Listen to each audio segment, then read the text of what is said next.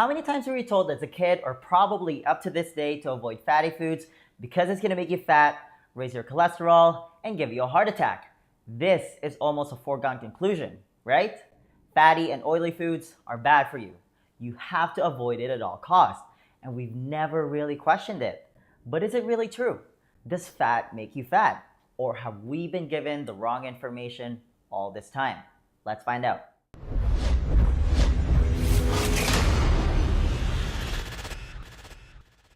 What's up guys? Carlo Macapinlac here from newbiefitnessacademy.com. I help busy professionals look good shirtless so they can feel more confident and get the most out of their lives. Now, raise your hand, even though I can't see it, if you have skim milk, margarine, egg whites, fat-free yogurt, lean ground beef, skinless chicken breast, or any low-fat food sitting in your fridge or pantry right now. I gotta be honest with you, I used to believe that fat was bad for you for the longest time. I avoided eating chicken skin or pork skin, or I would cut out the fat from my steak, even though it was the tastiest part. I ate egg white omelets. How many of you watching this video right now eat egg white omelets? I used to put skim milk in my cereal. I only ate chicken breast. The list goes on. I did it because I wanted to lose weight. The problem is, it didn't really work. At least not for a sustainable amount of time. I would lose a little bit of weight, but I was always tired and hungry, and I would always end up putting the weight back on. Sound familiar? So, why do we believe that fat, especially animal fats and cholesterol, are bad for us? Why do we believe they make us fat and cause heart disease? The history of why we came to believe this is actually a wild story. So let's talk about that real quick, just so you know how the idea of fat being bad for you and how it became demonized was actually born, and then we'll talk about some shocking numbers. So, starting in 1961, the AHA, or American Heart Association, said, don't eat fat and cholesterol to avoid a heart attack. And that was based on, at the time, really weak evidence. It was based on an observational study that just shows association and not causation. I'm going to give you an example of how weak an observational study is. Let's use Facebook for example. It came out in 2004 and it's the greatest thing since sliced bread, right?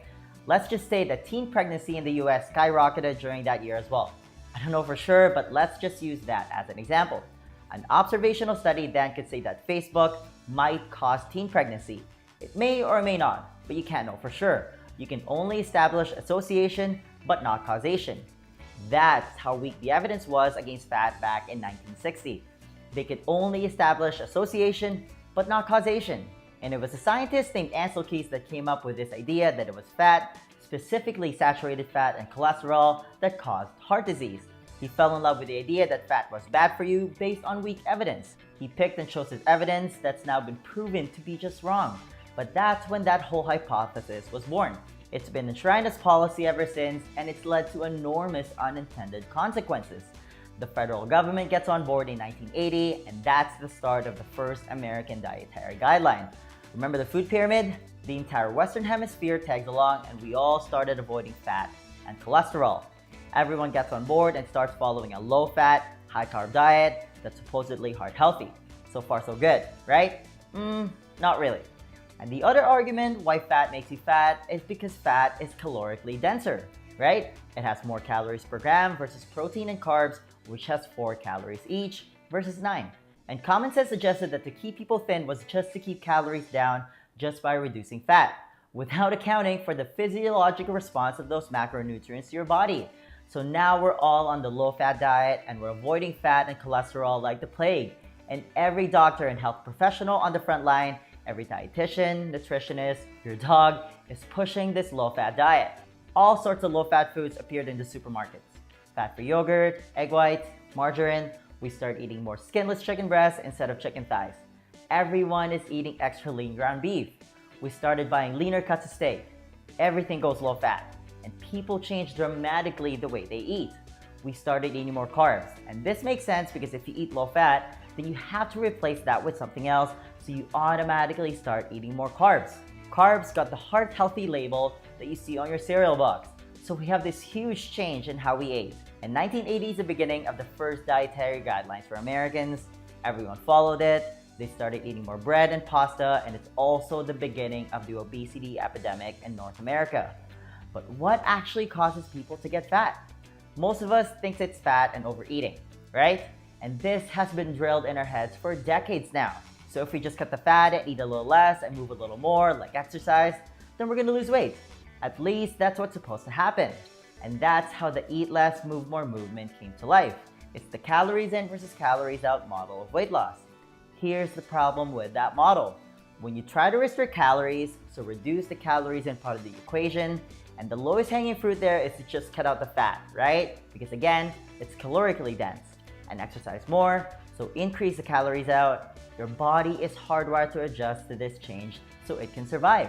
So your body adapts and slows down your metabolism to compensate for this lack of energy coming in. And we just make this erroneous assumption that the calories out part of the equation always stays stable, but it doesn't. It can actually go up or down by 40%. So in this case, if you restrict your calories, you're on a low-fat diet, your metabolism goes down. Your body starts to conserve energy because there's not a lot coming in. So you feel hungry, you're cold, and you're tired all the time. Restricting your calories and going on a low-fat diet works at the beginning, by the way. Any diet that restricts calories will work for a short amount of time. But again, your body adjusts to it by slowing down your metabolism. You can walk around hungry and tired for a bit, but not forever. I mean, who wants to feel tired and hungry all the time anyway? And what happens when you get sick of eating less and start eating more food? That's right, you're gonna put all that weight back on. That's why calorie-restricted diets have a 99% failure rate. And nothing illustrates this more than the Women's Health Initiative study, a randomized controlled trial, which, by the way, is the best type of experiment and research. The government spent billions of dollars on this study. They followed almost 50,000 women over 7.5 years. One group followed a low-fat, low-calorie diet high in carbs, fruit, and vegetables. It's the diet that we're all told that we need to follow, right? It's a standard American diet.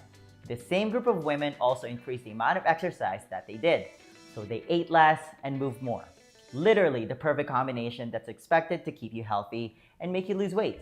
A completely separate group called the control group just followed their normal diet. The expected weight loss for the low-fat diet group was 36 pounds per year, or if you extrapolate that, 252 pounds over 7 years. The control group wasn't expected to see any weight loss because they just ate their normal diet. The results were, well, not as expected. The low-fat diet was supposed to produce amazing results, right? Well, after 7 years, the actual difference in weight loss between the two groups was less than 2 pounds. I know some people who can lose 2 pounds after just going to the bathroom. Imagine dieting for 7 years and only losing 2 pounds. The low-fat, low-calorie group's average waist size actually increased in the process, which means that they lost muscle mass and gained weight instead.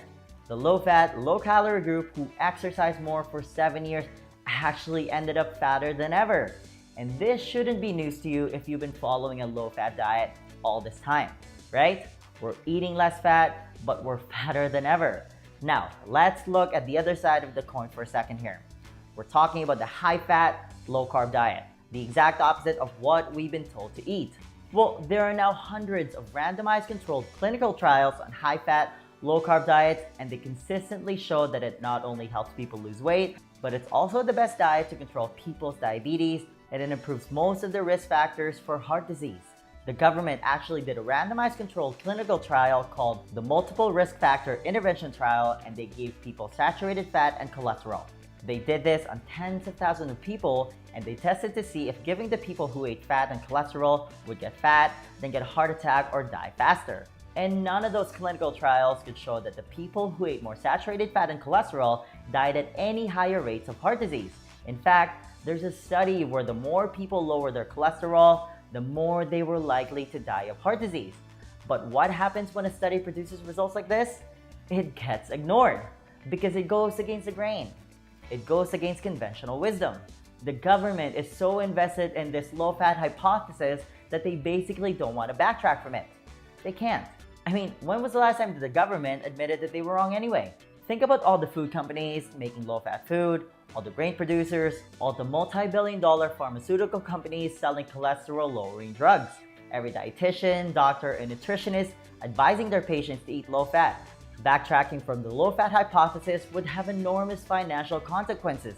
Long story short, they got it wrong and they don't want to admit it. So they keep repeating the same old advice even though it doesn't work and it's making people fat and sick. Listen, there is no association between the amount of fat that you eat versus the amount of fat in your body. Let me repeat that for a second. There is zero association between the amount of fat that you eat versus the amount of fat in your body. None. Dietary fat has little effect on blood sugar and insulin levels. And if you've been watching my videos, you'll know that it's actually insulin that causes weight gain and not calories. Fat is a major energy source for your body and it helps you absorb certain vitamins and nutrients. And it's delicious. Same thing with cholesterol. It's vital for your brain health and basically every cell in your body. 80% of your cholesterol is produced by your body anyway. So stop eating egg white omelets. Eat the damn yolk. It's the most nutritious part of the egg. Eat the fat on your steak. Do you know what actually causes your blood sugar and insulin levels to rise, making you fat in the process? Refined carbs and sugar. Do you know what contains a lot of refined carbs and sugar? Low-fat, highly processed foods. Because once fat is taken out of food to make it low-fat, they have to replace it with something else, and that's usually carbs and sugar. So, does fat make you fat? The answer is a big fat no, pun intended. Okay, the next question then becomes, how are you actually supposed to eat if you want to lose weight? Do you have a proven plan that you can follow? To help you with that, I want to give you a free copy of my Lean Body Blueprint. This is how I melted all the fat around my stomach and turned it into a six-pack without going on a crazy diet or wasting hours at the gym. It's a simple 4-step process specifically designed for busy professionals like you, and it's the exact same blueprint that I teach all my private coaching clients. They've all gone to see some amazing results. If you want to be the next success story, then download your free copy of the Lean Body Blueprint right now. There's going to be a link in the description box. Just click on it, type in your email, and I'll send it to you right away. Alright, that's all I've got. Give this video a thumbs up if you enjoyed it and share it with your friends. Please subscribe to my channel if you haven't already. I post a new video every Friday, and thanks for watching. Virtual high five. And common sense suggested that to keep people thin was just to keep your calories. They did this on tens and thousands of people and they tested to see if giving to the people, oh my god. Let's do a reset.